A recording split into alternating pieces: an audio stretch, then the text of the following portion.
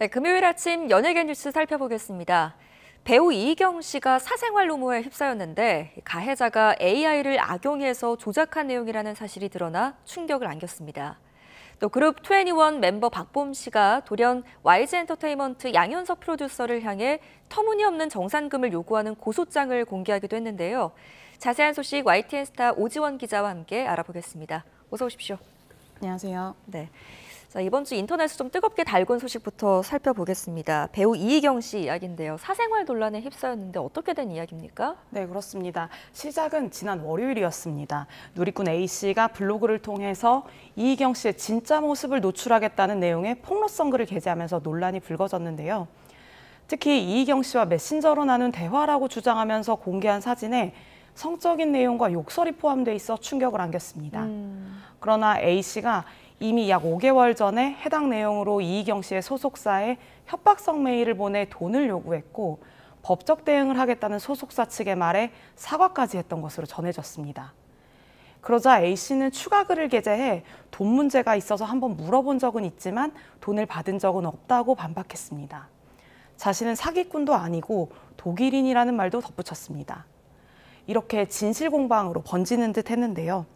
갑자기 논란 이틀 만에 A씨가 AI로 조작한 사진이었다고 털어놨습니다.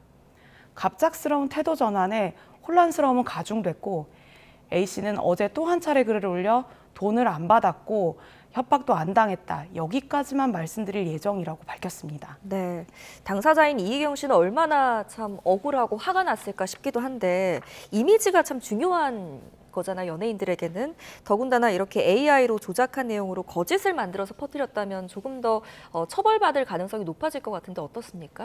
네, 우선 소속사는 AI로 조작해서 이희경 씨에 대한 허위 사실을 퍼뜨린 A씨에 대해 명예훼손 등의 혐의로 형사고소를 할 가능성이 있습니다. 실제 형사 입건돼 경찰 조사가 진행된다면 카카오톡 서버를 들여다보거나 포렌식 등을 통해 대화 내용 캡처의 진위를 가릴 수 있습니다. A씨의 허위사실 유포 행위는 정보통신망법상 명예훼손에 해당할 수 있고 이는 최대 7년 이하의 징역, 10년 이하의 자격정지 또는 5천만 원 이하의 벌금 처벌이 가능합니다. 특히 AI를 이용해 조작한 것은 더 악질적인 행위로 판단될 수 있어서 더 무거운 형이 내려질 수 있다는 가능성도 점쳐지는데요. 피의자 처벌 가능성에 관해 박성우 변호사 인터뷰 들어보시겠습니다. 정보통신망법 위반 명예훼손 사건의 경우 일반적으로 벌금형이 선고될 확률이 높기는 하지만 최근에는 처벌이 강화되어 실형이 선고되는 경우를 종종 볼 수 있습니다. 특히 이희경 씨 사건의 경우에는 가해자가 AI로 사진을 조작하여 없는 사실을 만들어내 범행 수법이 매우 불량하기 때문에 가중처벌의 요소가 인정되고 벌금형보다 무거운 처벌이 이루어질 가능성이 충분하다고 보입니다. 이 밖에 허위사실 유포 행위에 대해서는 민사상 손해배상 책임을 물을 수도 있습니다. 현재 이희경 씨 소속사는 변호사를 선임하고 법적 조치를 준비 중이라고 밝혔습니다. 네, AI를 악용한 피해 사례가 늘고 있는데 이번 주에 배우 이정재 씨에게도 피해가 있었다고요? 네, 그렇습니다. AI로 이정재 씨를 사칭한 로맨스 스캠 사건이 발생했습니다. 이 로맨스 스캠 일당은 이정재 씨를 사칭해 50대 여성에게 SNS로 접근했고 메신저로 대화를 유도해 5억 원을 갈취했습니다. 이 일당은 이정재 씨의 셀카 사진과 가짜 신분증을 AI로 만들어서 보여주고 약 6개월간 피해자를 속였습니다. 이정재 씨 소속사도 사칭 피해에 관해 법적 대응에 나섰습니다. 소속사는 지난 수요일 어떠한 경우를 불문하고 금품, 계좌이체, 후원 등 경제적 요구를 하지 않는다면서 해당 내용으로 연락을 받는 경우 즉시 응하지 말고 사기 피해가 발생하지 않도록 각별한 주의를 부탁드린다고 당부했습니다. 네, 이들의 논란이 AI와 SNS 시대의 허위 정보가 얼마나 쉽게 퍼지고 또 사람들의 명예를 쉽게 무너뜨릴 수 있는지 참 잘 보여주는 사례라는 생각이 듭니다. 다음 소식 넘어가면요. 박봄 씨가 오래전에 전속 계약이 관계가 끝난 YG 엔터테인먼트의 양현석 총괄 PD를 상대로 고소장을 공개를 했다고요. 어떤 내용이 담겨 있었습니까? 네, 지난 수요일 박봄 씨가 자신의 SNS에 고소장이라고 적힌 문서를 갑작스럽게 공개했습니다. 네. 이 고소장에는 피고소인 양현석이라고 적혀 있고 전 소속사인 YG 엔터테인먼트 측이 단 한 차례도 정상금을 정당하게 지급하지 않았다는 취지의 주장이 담겨 있었습니다.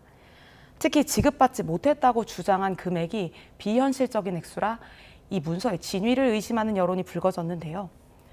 박봄 씨의 현 소속사인 디네이션 엔터테인먼트가 어제 박봄의 2NE1 활동 관련 정사는 이미 완료됐고 고소장은 접수된 사실이 없다고 해명하면서 해프닝으로 일단락됐습니다. 네, 저도 저 금액을 읽는데 이게 도대체 어떻게 읽어야 하는 금액인지 알지 못하겠더라고요. 박봄 씨가 이렇게 기이한 SNS 게시물로 논란에 휩싸인 게 한두 번이 아니다 보니까 박봄 씨의 건강 상태를 우려하는 목소리도 높다고요. 네, 그렇습니다. 박봄 씨는 얼마 전까지만 해도 SNS에 배우 이민호 씨가 자신의 남편이라고 주장하는 글을 반복적으로 올려서 논란에 휩싸였는데요. 팬들이 계속해서 허위 주장이 담긴 SNS 글을 게재하지 말라는 지적을 하고 있지만 박봄 씨는 아랑곳하지 않고 이해할 수 없는 글들을 SNS에 올리고 있습니다. 그렇다 보니 내용의 진위를 궁금해하는 여론보다는 박봄 씨를 걱정하는 팬들의 목소리가 높습니다.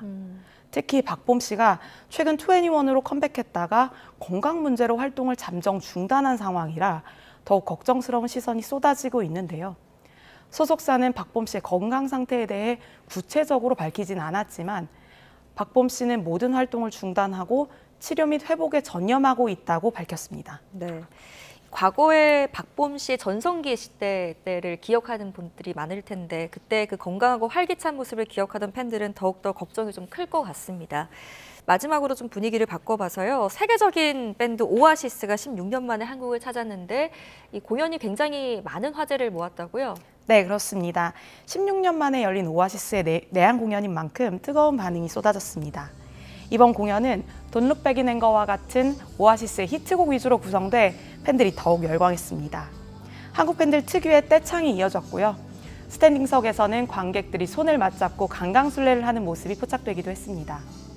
오아시스는 지난해 8월 전격 재결합을 선언하면서 전 세계 팬들의 관심을 끌었습니다.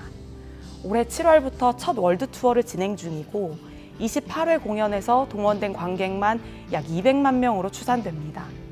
그래서 한국 팬들도 이번 내한 공연에 상당한 기대를 보였는데요.